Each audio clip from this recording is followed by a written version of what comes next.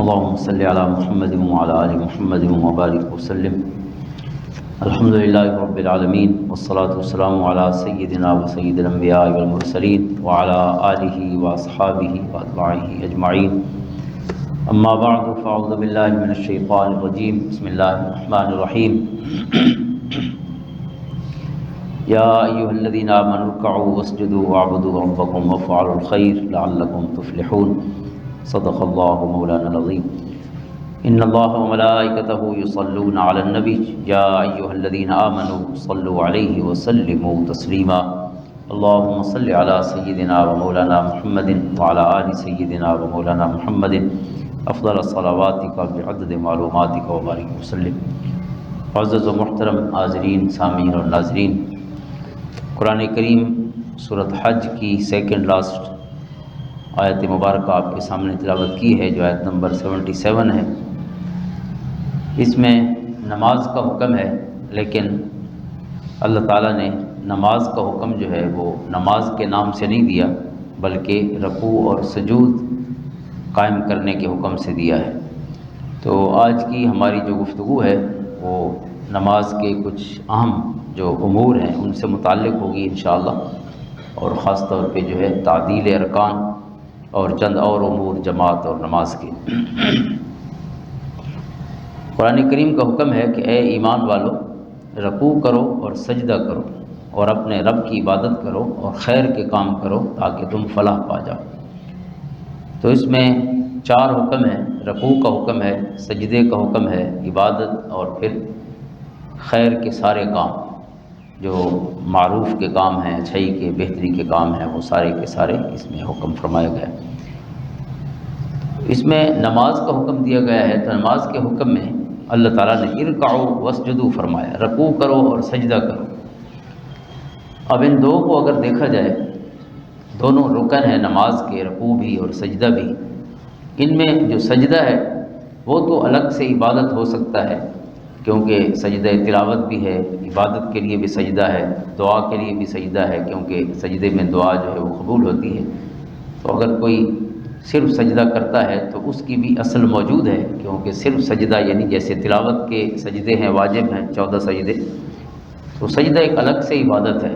لیکن رکوع جو ہے وہ الگ سے عبادت نہیں ہے کہ کوئی شخص صرف رکوع کرے اور باقی نماز نہ پڑھے، سجدہ بھی نہ کرے، قیام بھی نہ کرے، باقی جتنے امور ہیں وہ نہ کرے، صرف رکوع کرے اور رکوع ان اٹ سیلف عبادت ہو، ایسا نہیں ہے. رکوع جو ہے وہ نماز میں ہی عبادت ہے. لیکن یہاں پہ اللہ تعالیٰ نے رکوع کا حکم فرمایا الگ سے، تو الگ سے حکم کیوں فرمایا؟ یعنی کہنا تو چاہیے تھا کہ نماز پڑھو، جیسے اور مقامات پہ حکم ہے وَأَقِیمُوا الصَّلَاةَ، نماز قائم کرو. تو یہاں بھی حکم وہی ہے، لیکن کسی اور انداز سے ہے. رکوع اور سجدہ جو ہے اس کا حکم فرمایا. مطلب نماز ہے تو حکم جو ہے نماز کے 2 ارکان کا ہے، جو 2 رکن ہیں، دونوں فرض ہیں نماز میں، رکوع بھی اور 2 سجدے بھی ہر رکعت میں فرض ہیں. تو اس کی حکمت کیا ہے؟ حکمت یہ ہے کہ نماز ساری اہم ہے، کوئی شک نہیں. شروع سے لے کر تکبیر تحریمہ سے لے کر سلام تک تمام اللہ کی عبادت ہے. لیکن اس میں جو رکوع اور سجدے کی اہمیت ہے، اس کی وجہ سے اللہ تعالیٰ نے الگ سے ان 2 جو رکن ہیں ان کا ذکر فرمایا. اور رکوع اتنا اہم ہے کہ یہ جو ہم 1 رکعت کہتے ہیں، 1 رکعت، 2 رکعت، 3 رکعتیں، 4 رکعتیں، رکعت کیا ہے؟ گویا ایک یونٹ ہے نماز کا. تو رکعت اس کا نام کیوں رکھا گیا ہے؟ حالانکہ اس میں تکبیر تحریمہ بھی ہے، اس میں قیام بھی ہے. رکوع جو ہے اس سے نکلا ہے رکعت، یعنی جھکنا. تو ایک یونٹ کا یا ایک حصے کا، ایک کمپوننٹ کا نام جو ہے نماز کے، وہ رکعت کیوں رکھا گیا ہے؟ اس کی بھی یہ علماء کرام نے حکمت بیان کی ہے، کیونکہ جھکنا جو ہے اللہ کی بارگاہ میں، یہی جھکنا روح ہے پوری عبادت کی. اور رکعت رکوع سے ہے، یعنی چونکہ یہ جھکنے کے لیے ہے، لہذا 1 رکعت کا وہ رکن کہ جس میں جھکنا تھا یا پہلے جہاں انسان جھکتا ہے، اسی کو ہی اس کا نام دے دیا گیا، اسی کے ساتھ موسوم کر دیا گیا، اس پورے یونٹ کو، اس کمپوننٹ کو، اس جز کو جو نماز کے ایک حصہ ہے، اجزاء میں سے ایک جز ہے. تو اسے رکوع کہتے ہیں، جو رکعت کہتے ہیں، جو رکوع سے نکلا ہے، یعنی جھکنے کی نسبت سے. اور پھر دوسری چیز سجدہ ہے. سجدہ ظاہر ہے وہ رکوع سے بھی بڑھ کر جھکنا ہے، اس لیے کیونکہ عبادت کا جو لغوی معنی ہے وہ غایت الخضوع والتذلل ہے، یعنی انسان کی عاجزی کی انتہا ہو جائے، انسان اپنے آپ کو کم تر ظاہر کرے اور خالق کائنات کو جو برتر ہے، جو اعلیٰ ہے، جو افضل ہے، جو اکبر ہے، اس کی بڑائی کا اظہار کرے اور اعلان کرے. تو اس لیے جب انسان جھکتا ہے رکوع میں تو سبحان ربی العظیم کہتا ہے، یعنی اللہ کی عظمت. اور اپنی حالت یہ ہے کہ جو جھکا ہوا شخص ہے وہ بڑا عجیب سا لگتا ہے دور سے، کیونکہ یہ انسان کی جو عزت ہے، ماتھا انسان کا، سر انسان کا، یہ اس کو جھکائے ہوتا ہے انسان سر کو، تو سر اٹھانا انسان کے کبر کا اور ایک فطری جو بڑائی کا ایک تقاضا ہے انسان کے اندر یہ موجود ہے، ایک عیب ہی سمجھے جو کہ تکبر کو پسند نہیں کیا گیا. تکبر سب سے ناپسندیدہ ترین جو امور ہیں اخلاق رذیلہ کے ان میں سے. تو انسان اپنے جو عزت کی علامت ہے اس کا سر، اس کا ماتھا، تو اسے وہ جھکا دیتا ہے. تو یہ عبادت کا جو مغز ہے، جو روح ہے، وہ گویا عملی طور پر انسان اس کو پا لیتا ہے. اسی طرح جب پھر ماتھا زمین پہ رکھ دیتا ہے تو پھر انتہا ہو جاتی ہے اس کی عاجزی کی اور تذلل کی اور تواضع کی. تو لہٰذا اللہ تعالیٰ نے ان دونوں ارکان کو جو نماز کا حصہ تھے ان کا الگ سے حکم دیا. مطلب نماز پر استقامت اختیار کرنا ہے، دوام اختیار کرنا ہے، لیکن ان دو ارکان کا نام لے کے جو فرمایا گیا تو علماء فرماتے ہیں کہ اس میں اشارہ تعدیل ارکان کی طرف بھی ہے، یعنی جو رکن ہے نماز کے انہیں سکون کے ساتھ، اطمینان کے ساتھ ادا کرنا، خصوصاً رکوع اور سجدہ، اور پھر رکوع اور سجدے کے جو درمیانی حصے ہیں جن کو قومہ اور جلسہ کہتے ہیں. رکوع کے بعد جو انسان کھڑا ہوتا ہے جب ربنا لک الحمد یا ربنا ولک الحمد حمدا کثیرا طیبا مبارکا فیہ، مختلف الفاظ احادیث میں جو ثابت ہیں، تو سمپل جو ہے ربنا لک الحمد ہے، یا اللہم ربنا لک الحمد ہے، یا ربنا ولک الحمد ہے، اللہم ربنا ولک الحمد ہے. تو ان میں سے جو جملہ بھی انسان کہے یہ سب حدیث سے ثابت ہیں. تو سمپلی ہم ربنا لک الحمد کہتے ہیں یا ربنا ولک الحمد کہتے ہیں. تو یہ جملہ جو ہے انسان پورا سیدھا کھڑے ہو کر کہے، یعنی جب اس کی کمر جو ہے وہ سیدھی ہو جائے اور اس کا جو جسم ہے وہ پورا پرسکون ہو جائے، یعنی آتے جاتے ہوئے یہ لفظ نہ کہے ربنا لک الحمد، بلکہ یہ الفاظ اس وقت کہے جب وہ پرسکون ہو، پورا سیدھا کھڑا ہو، جتنا وہ کھڑا ہو سکتا ہے. یعنی کوئی انسان تو معذور بھی ہو سکتا ہے، اس کا جسم پورا سیدھا نہیں ہوتا، وہ ایک الگ معاملہ ہے. تو ایک صحت مند جو جسم رکھنے والا شخص ہے اس کو بالکل سیدھا، اور پھر مطمئن ہونا بھی ضروری ہے. سیدھا ہونا بھی ضروری ہے اور مطمئن ہونا یعنی پرسکون ہونا. کم سے کم سبحان اللہ کا جو لفظ انسان کہتا ہے اتنی دیر جو پرسکون ہونا ہے وہ ضروری ہے. اگر اتنی دیر بھی پرسکون نہیں ہوا تو پھر علماء کا، فقہاء کا کیا فتویٰ ہے وہ آگے میں عرض کرتا ہوں. اسی طرح جب دو سجدے وہ انسان کرتا ہے تو سجدے بھی پرسکون ہونے چاہیے. 3 دفعہ سبحان ربی الاعلیٰ جو ہے وہ سجدے کے اندر کہے، پھر اللہ اکبر کہہ کے اٹھے. ایسا نہیں کہ وہ یہ تسبیحات کہتے ہوئے ہی اٹھ جائے اور پھر اللہ اکبر بعد میں آ کے کہے. نہیں، 3 تسبیحات جو ہے وہ رکوع کے اندر ہی کہے، سجدے کے اندر ہی کہے یا رکوع کے اندر ہی کہے. اور پھر 2 سجدوں کے درمیان جو بیٹھنا ہے وہ بھی کم سے کم سبحان اللہ کی مقدار، یعنی انسان کی کمر سیدھی ہو جائے اور پھر وہ اس مقدار میں وہ بیٹھے. سبحان اللہ 1 دفعہ کہنے کی مقدار کم سے کم ہے، 3 دفعہ کے برابر بیٹھے تو اور بہتر ہے. اور احادیث میں کچھ دعائیں بھی ہیں 2 سجدوں کے درمیان، وہ دعا پڑھ لے. یا وہ دعا نہیں آتی اللہم، ایک مختصر دعا بھی ہے، حدیث ثابت ہے، رب اغفر لی رب اغفر لی رب اغفر لی رب اغفر لی، 3 دفعہ کہہ لے 2 سجدوں کے درمیان. تو یہ کہنا تو ضروری نہیں لیکن بیٹھنا ضروری ہے اتنی دیر کہ انسان پرسکون ہو جائے.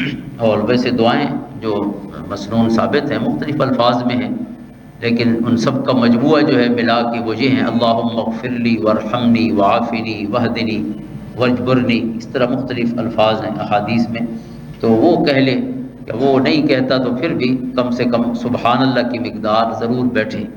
اگر اس کا جسم سیدھا نہیں ہوا، یعنی کمر سیدھی نہیں ہوئی اس دوران، اور یا سیدھی تو ہوئی ہے لیکن اس نے ٹھہرا نہیں ہے تو پھر حکم کیا ہے یہ میں عرض کرتا ہوں. اس میں ائمہ کا جو ہمارے 4 ائمہ ہیں فقہ کے، ان کا جو نقطہ نظر ہے، پہلے ایک حدیث پاک میں عرض کر لوں. مسلم اور بخاری دونوں میں حدیث پاک ہے. حضرت ابو ہریرہ رضی اللہ تعالیٰ عنہ اس حدیث پاک کو روایت فرماتے ہیں کہ ایک شخص آیا، حضور علیہ الصلوۃ والسلام تشریف فرما تھے، اس نے نماز پڑھی اور جلدی جلدی اس نے نماز پڑھی. جب وہ نماز سے فارغ ہوا تو حضور علیہ الصلوۃ والسلام نے اسے فرمایا ارجع فصلی فإنک لم تصلی، کہ دوبارہ جائیں اور نماز پڑھیں چونکہ آپ نے نماز نہیں پڑھی. تو وہ شخص دوسری دفعہ گیا، پھر اس نے اسی طرح نماز پڑھی، پھر آیا تو حضور نے پھر وہی فرمایا. تو 3 دفعہ اس نے نماز دہرائی اور تینوں دفعہ ایک جیسی ہی دہرائی. تو جب پھر حضور کی بارگاہ میں حاضر ہوا تو پھر آپ نے اس کو سمجھایا کہ نماز کیسے پڑھنی ہے. تو آپ کا یہ حکم ہے ارکع حتی تطمئن راکعا، کہ رکوع کرو یہاں تک کہ پورا اطمینان کے ساتھ رکوع کرو. ثم ارفع حتی تستوی قائما، پھر رکوع سے سر اٹھاؤ یہاں تک کہ بالکل سیدھے کھڑے ہو جاؤ. تستوی قائما یعنی آپ پورا برابر ہو جائیں، آپ کا جو قیام ہے پورا صحیح ہو جائے. ثم مسجد، پھر سجدہ کریں حتی تطمئن ساجدا، اور سجدہ بھی ایسے آتے جاتے نہیں کرنا بلکہ مطمئن و اطمینان کے ساتھ سجدہ کریں. ثم ارفع حتی تطمئن جالسا، اور پھر سر اٹھائیں اور بیٹھ جائیں. اس کو جلسہ کہتے ہیں، 2 سجدوں کے درمیان بیٹھنے کو. اور رکوع کے بعد کھڑا ہونے کو قومہ کہتے ہیں. تو قومہ بھی سکون سے کریں 2 سجدوں کے بعد، پھر جو ہے آپ کا جسم برابر ہو جائے اور اطمینان حاصل کر لیں. ثم افعل ذلک فی صلاتک کلھا، پھر حضور نے فرمایا کہ اسی طرح پھر اپنی پوری نماز جو ہے اسی طرح مکمل کرو، یعنی سکون کے ساتھ. اب انسان اتنی ٹھنڈ میں وضو بھی کرے، تیار بھی ہو، اپنا وقت بھی نکالے، اور اگر اس کی نماز ایسی ہے کہ جو اس کے بنیادی آداب ہیں اس کے مطابق بھی نہیں ہے تو پھر کیا فائدہ ہے. اور یہ اتنا اہم معاملہ ہے تعدیل ارکان کا، یعنی پرسکون طریقے سے نماز کے سارے رکن ادا کرنا، کہ آگے میں مسلک عرض کرتا ہوں جو مختلف ائمہ کا ہے.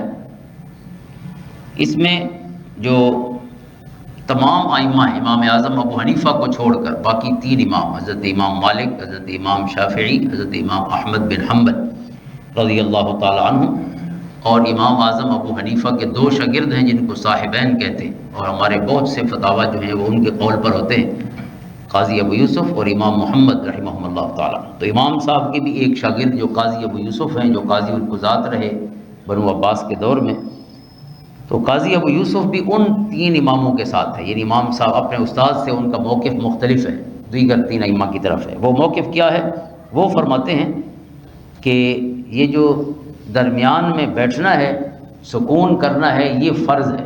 یعنی قومہ اور جلسہ میں تعدیل ارکان جو ہے، یعنی تسلی اور سکون کے ساتھ ان ارکان کو ادا کرنا، اور پھر کمر کا سیدھا ہونا رکوع کے بعد، اور جلسے میں بھی کمر کا سیدھا ہونا، اور پھر سبحان اللہ کی مقدار کم سے کم بیٹھنا. دیگر ائمہ کہتے ہیں کہ یہ فرض ہے.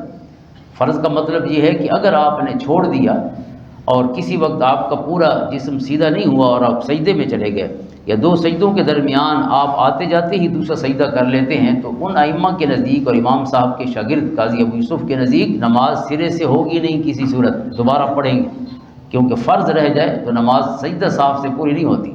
وہ واجب رہ جائے تو پھر سجدہ صاحب سے نماز پوری ہو جاتی ہے، یا تاخیر ہو جائے کسی واجب میں تو پھر بھی سجدہ صاحب سے کام چل جاتا ہے.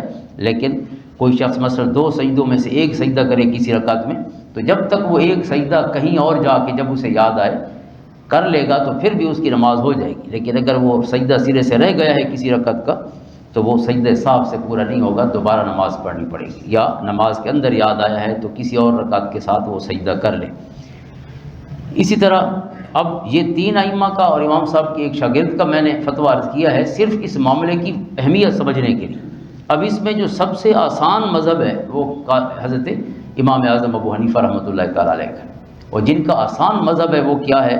وہ فرماتے ہیں یہ واجب ہے، یعنی رکوع کے بعد سیدھا کھڑا ہونا واجب ہے، 2 سجدوں کے درمیان بھی سیدھا کھڑا ہونا. اور انہوں نے مقدار بیان فرمائی ہے ہمارے حنفی فقہاء نے کہ کم سے کم سبحان اللہ کہنے کی مقدار، یہ انسان کا پرسکون ہونا یہ واجب ہے. واجب کا مطلب یہ ہے کہ اگر انسان یہ کام نہیں کرتا تو اگر اس نے سجدہ سہو آخر میں کر لیا ہے تو پھر تو نماز اس کی ہو جائے گی، اگر سجدہ سہو نہیں کیا تو اس کی نماز واجب الاعادہ رہے گی، اس کا یعنی نماز ادا نہیں ہوئی، اس کو دوبارہ پڑھنی پڑے گی۔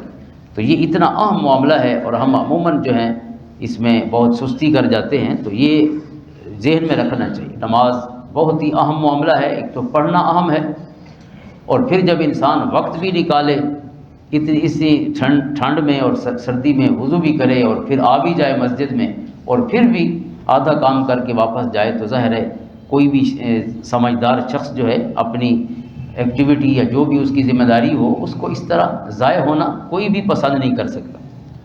اور دوسری حدیث پاک ہے، آقا کریم علیہ السلام کا ارشاد ہے، یہ ابو داؤد شریف میں ہے، ترمذی میں ہے، نسائی میں ہے، ابن ماجہ میں ہے، یعنی چاروں جو سنن ہیں صحاح ستہ میں سے 6 صحیح ترین کتابوں میں سے بخاری مسلم چھوڑ کر باقی چاروں کتابوں میں یہ حدیث پاک ہے۔ حضرت ابو مسعود حضرت عقبہ بن عمر رضی اللہ تعالیٰ عنہ ان سے روایت ہے، لا تجزئ صلاۃ الرجل حتى يقيم ظهره في الركوع والسجود۔ حضور صلی اللہ علیہ وسلم کا یہ حکم ہے، حدیث صحیح ہے، کہ کسی شخص کی نماز نہیں ہو سکتی جب تک اس کی پیٹھ رکوع میں اور سجدے میں سیدھی نہ ہو جائے، یعنی رکوع کے بعد اور سجدے کے بعد اس کی پیٹھ بالکل سیدھی نہ ہو جائے، یعنی اگر وہ رکوع سے اٹھتے ہوئے ابھی آدھا جھکا ہوا ہے اور سجدے میں چلا گیا ہے تو حضور فرما رہے ہیں لا تجزئ صلاتہ، اس کی نماز نہیں ہوگی۔ یہ حدیث صحیح ہے، سنن کی چاروں کتابوں میں ہے۔ تو اس لیے یہ کوئی ایسا معاملہ نہیں ہے کہ صرف اجتہادی ہو، یعنی فقہا کا فہم نہیں ہے یا قیاس پر نہیں ہے، اس پر صحیح اور صریح حدیث جو ہے یہ دوسری ہو گئی، بخاری مسلم کی پہلے میں نے پڑھی ہے، اور یہ صحیح حدیث ہے سنن کی، کہ جب تک اس کا کمر سیدھی نہیں ہو جاتی رکوع کے بعد بھی اور سجدے کے بعد بھی، اس وقت تک اس کی نماز حضور فرماتے ہیں نہیں ہوگی۔ اسی طرح پھر ائمہ کا اس پر بہت سا کلام ہے، جو کہ یہ اہم ترین نماز کے حصوں میں سے ہے۔ یہ ایک حدیث پاک میں اس کو نماز کی چوری بھی کہا گیا ہے۔ ایک حدیث پاک ہے مسند احمد کی، سنن دارمی کی، اس میں حضور صلی اللہ علیہ وسلم نے ارشاد فرمایا اسوأ الناس سرقۃ الذی یسرق من صلاتہ۔ حضور صلی اللہ علیہ وسلم نے فرمایا کہ سب سے بڑا چور وہ ہے کہ جو نماز میں چوری کرے۔ اسوأ الناس سرقۃ، سب سے برا چور وہ ہے کہ جو نماز میں چوری کرے۔ قالوا یا رسول اللہ صلی اللہ علیہ وسلم وکیف یسرق من صلاتہ، عرض کی گئی یا رسول اللہ صلی اللہ علیہ وسلم نماز میں کیسے چوری کرے؟ قال لا یتم رکوعها ولا سجودها۔ ایک روایت میں یہ ہے اور دوسری میں ہے او قال لا یقیم صلبہ فی الرکوع والسجود۔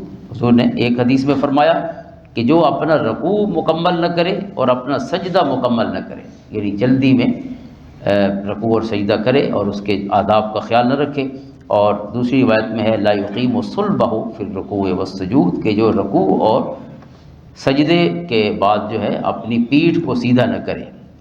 اور علماء یہ کہتے ہیں کہ اگر کوئی شخص سجدے سے اٹھ رہا ہے اور اس کا سر جو ہے اپنے گھٹنے کے برابر یہاں تک آیا ہے اور دوبارہ دوسرے سجدے میں چلا گیا ہے تو وہ گویا ایک ہی سجدے میں ہے، اس نے دوسرا سجدہ کیا ہی نہیں ہے۔ اگر اتنا اٹھا ہے کہ اس کا یہ سر جو ہے بالکل برابر ہے گھٹنے کے، جو بیٹھا ہوا ہے اس کے گھٹنے کا اگلا حصہ جو ہے، اگر سر یہاں تک آیا ہے اور پھر واپس چلا گیا ہے تو ہمارے فقہاء احناف نے لکھا ہے کہ اس نے 2 سجدے نہیں کیے، ایک ہی کیا ہے۔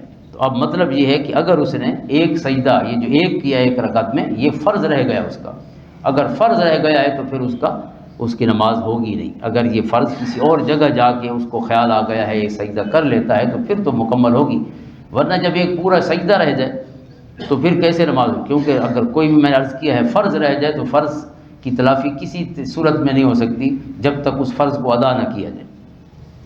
تو یہ معاملہ جو ہے اس میں چونکہ سستی بہت پائی جاتی ہے تو اس لیے میں نے عرض کیا کہ اس پر ذرا تفصیل سے بات ہو جائے۔ اب قرآن کریم میں آپ دیکھیں اس کی جو اہمیت ہے کہ قرآن کریم نے نماز کو رکوع اور سجدہ ہی قرار دیا ہے، ارکعوا واسجدوا۔ حالانکہ نماز تو تکبیر تحریمہ سے لے کر سلام تک کتنے اس میں ارکان ہیں، کتنی تسبیحات ہیں، کتنے اس کے حصے ہیں، اس میں واجبات ہیں، اس میں سنن ہیں، لیکن قرآن نے 2 چیزوں کو سنگل آؤٹ کیا ہے نماز کے پورے یعنی ارکان سے نکال کے کہا رکوع کرو اور سجدہ کرو۔ گویا جس کا رکوع اور سجدہ صحیح نہیں ہے گویا اس کی نماز ہی نہیں، اس کا نام صلاۃ ہے ہی نہیں اگر رکوع سجدہ ٹھیک نہیں۔ تو رکوع سجدے کو بہت ہی پرسکون طریقے سے کرنا چاہیے، 3 دفعہ کم سے کم سبحان ربی العظیم یا سبحان ربی الاعلیٰ انسان کو کہنا چاہیے، جو ظاہر ہے آپ سب کہتے ہیں، لیکن یہ تسلی سے کہنا چاہیے۔ رکوع اور سجود حضور صلی اللہ علیہ وسلم فرما رہے لا تجزئ الصلاۃ، اس کی نماز ہی نہیں ہوتی جس نے رکوع سجدہ مکمل نہیں کیا، لہذا اس میں کوئی سستی نہیں کرنی چاہیے۔ اور باقی جو امور ہیں کچھ نماز کے بھی ہیں، اور اس میں کچھ امور وہ ہیں جو آج کل کچھ مسائل ہیں کچھ جماعت کے ساتھ کے ہیں، تو وہ بھی عرض کر دیتے ہیں۔ ایک چیز اس میں یہ ہے کہ آج کل موبائل کی اکثر گھنٹی بج جاتی ہے، یاد نہیں رہتا سائلنٹ کرنا، تو اس میں فقہا کا مسئلہ یہ ہے، فتویٰ یہ ہے کہ جو عمل قلیل ہے اس سے نماز نہیں ٹوٹتی، لہذا آپ اگر جیب میں ہے موبائل تو اس کو دبا دیں کوئی نہ کوئی بٹن تاکہ وہ خاموش ہو جائے، تو یہ عمل قلیل ہے، عمل قلیل سے نماز نہیں ٹوٹتی، نماز آپ کی مکمل ہوگی، کیونکہ اگر بجتی رہے گھنٹی تو ظاہر ہے تمام لوگ ڈسٹرب ہوں گے، تو یہ عمل قلیل ہے، ہمارے احناف کے نزدیک بھی اس سے نماز نہیں ٹوٹتی۔ لیکن اس میں ایک اور چیز ہے استعلام، جس پر عربی حضرات عمل کرتے ہیں، وہ ہمارے فقہا نے اس کی اجازت نہیں دی، اکثر جو جدید ہمارے علماء ہیں کچھ نے دی بھی ہے، لیکن بہرحال ایسا کوئی فتویٰ میری نظر سے نہیں گزرا، وہ ہے استعلام، یعنی اگر آپ موبائل آپ کی جیب میں ہے، بار بار کوئی کال کر رہا ہے تو آپ موبائل کو آن کر دیں اور وہاں الصلاۃ کہہ دیں یا سبحان اللہ کہہ دیں، یہ استعلام ویسے تو اجازت ہے، جیسے کوئی شخص نماز پڑھ رہا ہے اور باہر سے آپ کو کوئی آوازیں دے رہا ہے تو آپ اس کو بتانا چاہتے ہیں کہ میں نماز میں ہوں، تو آپ زور سے سبحان اللہ کہہ دیں یا اللہ اکبر کہہ دیں تاکہ اسے پتہ چل جائے کہ میں نماز پڑھ رہا ہوں۔ اسی طرح اگر آپ کمرے میں ہیں اور کوئی بچہ ہے ساتھ اور بچہ گرنے والا ہے یا اس طرح کی کوئی صورتحال ہے کہ آپ باہر والوں کو بلانا چاہتے ہیں، تو اس استعلام کی بھی اجازت ہے، اگر کوئی نقصان ہو رہا ہو یا نقصان ہونے کا خدشہ ہو تو آپ زور سے یعنی آواز نہیں دیں گے، لیکن سبحان اللہ زور سے کہیں، اللہ اکبر کہیں، جیسے ہم امام کو یاد دلاتے ہیں، اگر امام بھول رہا ہو تو پیچھے سے لقمہ دیتے ہیں سبحان اللہ الحمدللہ اللہ اکبر، یہ استعلام کہا جاتا ہے، جس کا معنی ہے آگاہ کرنا۔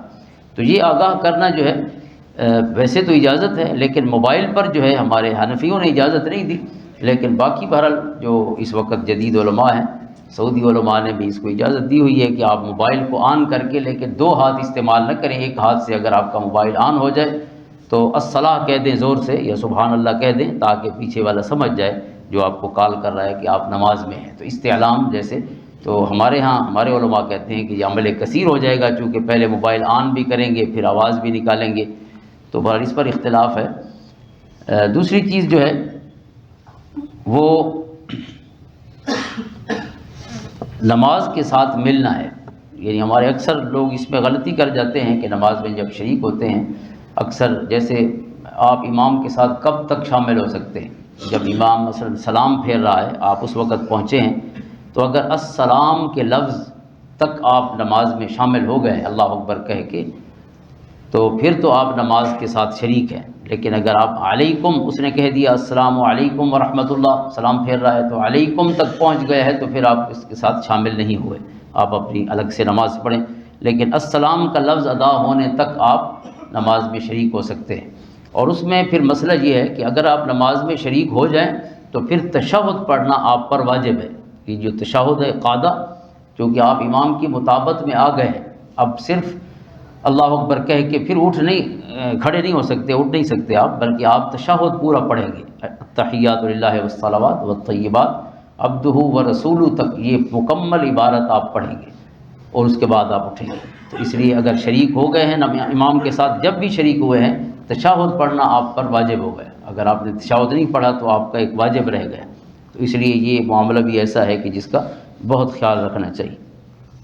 اسی طرح کندھے سے کندھا ملانے کا جو ایک معاملہ ہے یا سجدہ کرنے کا، سجدہ جو ہے یہ ہاتھ جو ہیں یہ حصے جو ہیں یہ جسم سے ملے ہوئے نہیں ہونے چاہیے مرد کے، اور یہ پیٹ جو ہے یہ بھی رانوں سے ملا ہوا نہ ہو جب انسان سجدہ کرتا ہے، یہ چیزیں جدا ہوں، اور ہاتھ جو ہیں یہ کھلے ہوئے ہوں، لیکن یہ منفرد کا ہے، اگر آپ جماعت میں ہیں تو پھر آپ کونیاں نہیں نکالیں گے، یہ گناہ ہے کونیاں نکالنا جماعت میں، چونکہ آپ دوسرے کو تکلیف پہنچا رہے ہیں، ایذا جو ہے یہ گناہ ہے، اس سے بچنا چاہیے۔ لہٰذا جب دوران نماز آپ دوران جماعت نماز پڑھ رہے ہیں تو پھر آپ اپنی کونیاں اندر رکھیں گے، لیکن کوشش کریں جتنا پھر آپ کا یہ جسم جدا ہو سکتا ہے اتنا جدا کریں، لیکن کھولیں گے نہیں۔ امام کھول سکتا ہے، منفرد اکیلا نماز پڑھنا والا بھی کھولے گا، اس کے لیے سنت یہ ہے، لیکن جو جماعت میں صف میں کھڑا ہے وہ ساتھی کو تکلیف نہ دے۔ اور دوسرا تراسو کا ایک معاملہ ہے جو حدیث پاک ہے، حضور صلی اللہ علیہ وسلم فرماتے تھے کہ صف برابر رکھیں، پاؤں بھی برابر ہوں، کندھے بھی برابر ہوں، لیکن برابر ہونے کا یہ مطلب نہیں ہے کہ اتنا مل جائے جسم کہ سجدہ رکوع کرنا بھی مشکل ہو جائے، اتنا یعنی چپک کے اور دبا کے دوسرے کو نہیں رکھنا چاہیے، اتنا کھلا ہونا چاہیے کہ انسان رکوع سجدہ تسلی سے کرے۔ اگر 1-2 انچ کا فاصلہ، 4 انچ کا فاصلہ 2 مقتدیوں میں رہ گیا ہے تو اتنا ہی فاصلے کی اجازت ہے تاکہ رکوع سجدہ آرام سے ہو۔ اتنا یعنی چپک کے کھڑا ہونا کہ رکوع سجدے میں بھی تکلیف ہو، ظاہر ہے پھر توجہ ہی کم ہو جاتی۔ تو یہ آداب وہ ہیں جن چیزوں کا خیال رکھنا چاہیے۔ بہرحال آج میں نے کہا کہ یہ چند امور ہیں، اللہ تعالیٰ عمل کی توفیق عطا فرمائے اور ہمیں بھی نمازی بنائے، اللہ ہمارے بچوں کو بھی نمازی بنائے، انہیں نماز پڑھنے کی، پڑھانے کی، نماز کے لیے صبح اٹھانے کی توفیق عطا فرمائے۔ یہ بہت بڑا فرض ہے۔ والد سے پوچھا جائے گا کہ آپ نے انہیں نماز پڑھائی ہے کہ نہیں، اور تو کچھ نہیں کر سکے، کم سے کم انہیں نمازی تو بنائیں، اللہ کی بارگاہ میں پیش تو کریں اپنے بچوں کو۔ انشاءاللہ جب نماز کی عادت بن جائے گی، اللہ تعالیٰ باقی تمام جو احکام ہیں اسلام کے، ان کی رغبت بھی ان کے دلوں میں پیدا کر دے گا۔ آمین۔ اللہم صلی علی محمد وعلی آل محمد مبارک وسلم۔